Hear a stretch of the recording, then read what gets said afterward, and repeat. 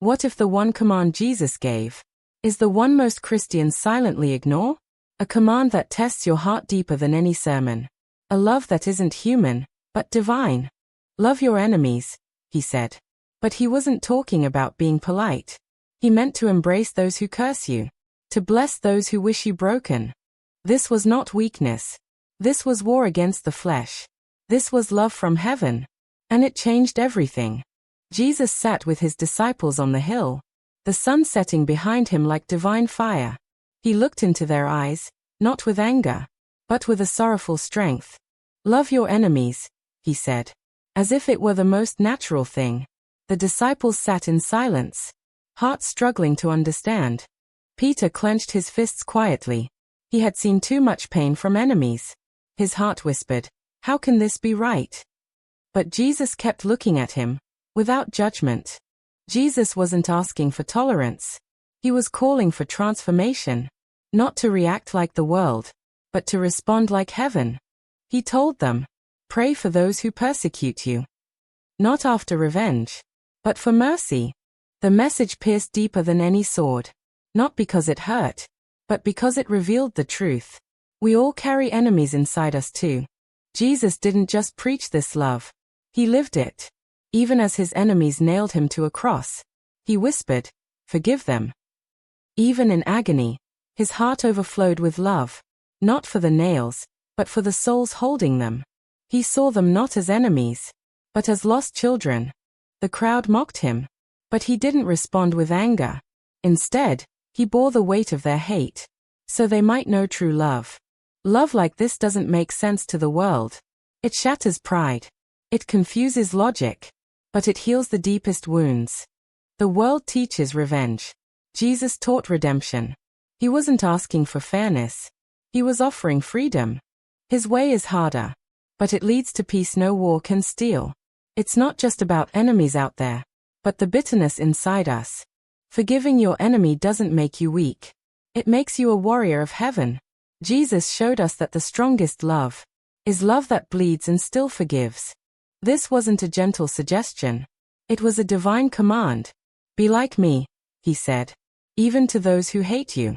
The disciples didn't fully understand it then. They still carried swords and fears. But Jesus was planting seeds of a kingdom not ruled by hate. Later, Peter would remember these words. As he faced his own enemies, he would finally understand. Love was the real sword. To love those who love you, that's easy. Even sinners do that. But to love your betrayer? That's heaven working through you. Jesus washed the feet of Judas, knowing full well the betrayal ahead. Still, he knelt. Still, he loved. He didn't wait for an apology. He didn't need a reason. Love wasn't a transaction. It was his identity. Can you love your enemy, even when they don't change? Jesus did. And he still does. The command is simple, but living it will cost everything.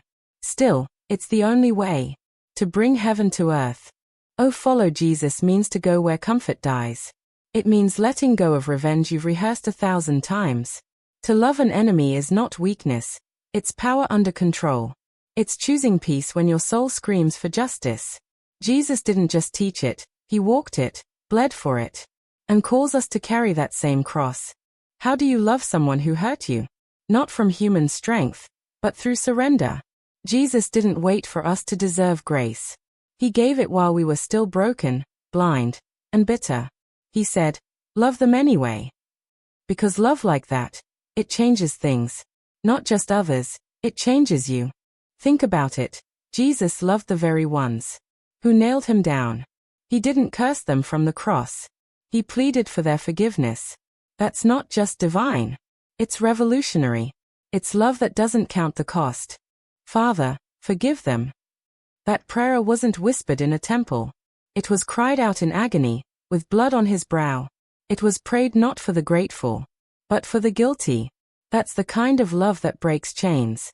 Every time you forgive, you echo that same moment on the cross. You choose to break the cycle of hate. You trade bitterness for blessing. It doesn't mean the pain didn't happen, but it means love had the final word. Some wounds go deep, but grace digs deeper. You may not forget the betrayal, but you can be free from its grip. Jesus didn't ask you to feel it. He asked you to choose it. Love is a decision, not an emotion. Loving your enemy doesn't make them right. It makes you righteous. It declares that heaven lives in you. Jesus didn't just preach to crowds. He loved those who plotted his death. And now, he asks us to do the same. Not in our strength, but in his. The early church didn't grow because of powerful sermons alone. It grew because enemies became brothers. Soldiers who once hunted Christians became apostles of peace. Why? Because someone chose to love them instead of hate them back. Think of Saul, a man who hated Christ, who hunted his people, and yet was met with light, not wrath. Jesus didn't destroy Saul. He transformed him. That's what love does. It reclaims even the worst enemies. That moment on the road to Damascus, it wasn't just for Saul. It was a message for all of us. No one is too far gone. Love can reach any heart, if we're willing to shine it through our scars. Jesus doesn't call us to like our enemies. He calls us to love them. That means feeding the one who hurt you, praying for the one who cursed you, and hoping for healing, even when it costs your pride. The world teaches us to protect ourselves, to strike first, to win at all costs. But Jesus flipped it all upside down. He said, lose to win, give to gain, love to lead. Love is not passive. It's the most dangerous weapon in God's hands.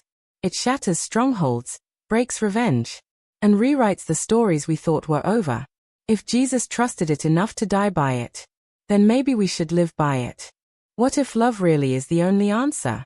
What if every enemy is just a soul waiting to be seen? This is what Jesus meant. Not a command to suffer, but an invitation to become unshakable. Enemies will come. Some will lie. Some will wound.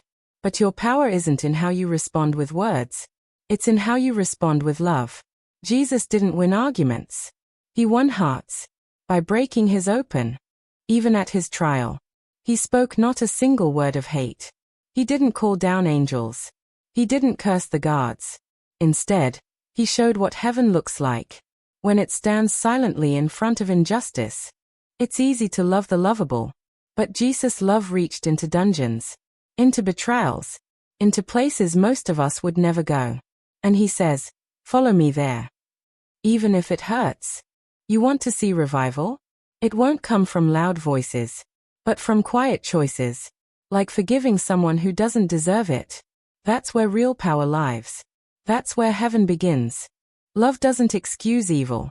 But it does overcome it. It tears down walls built by fear. And it builds bridges no army can destroy. Jesus didn't come to destroy his enemies.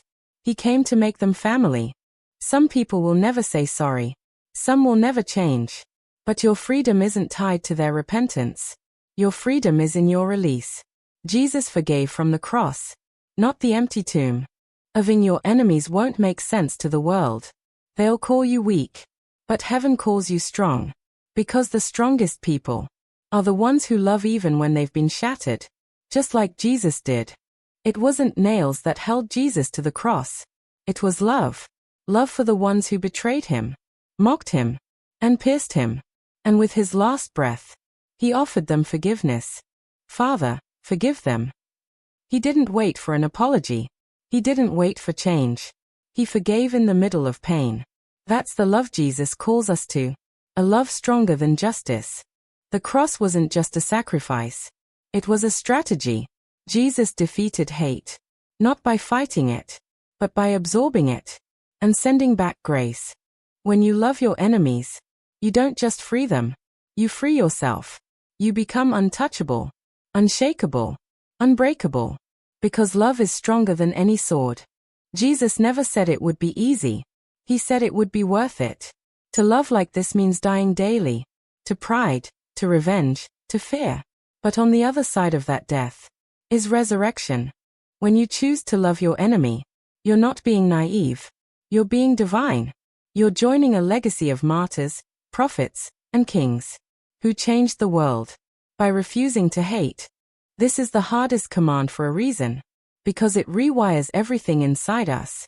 But when we say yes to it, we don't just follow Jesus. We become like him. Jesus didn't just preach love. He became it. He didn't draw a line between good and evil people. He drew a line between hate and grace, and stood firmly on the side of grace. He didn't say, destroy your enemies. He said, love them. Because love is the only thing hell can't copy, Satan can't understand, and this world can't explain. When you love someone who hurt you, you're declaring that pain won't have the final word. You're choosing eternity over ego, peace over power, and heaven takes notice. Love is not soft. Love is war, but not the kind fought with fists or fire.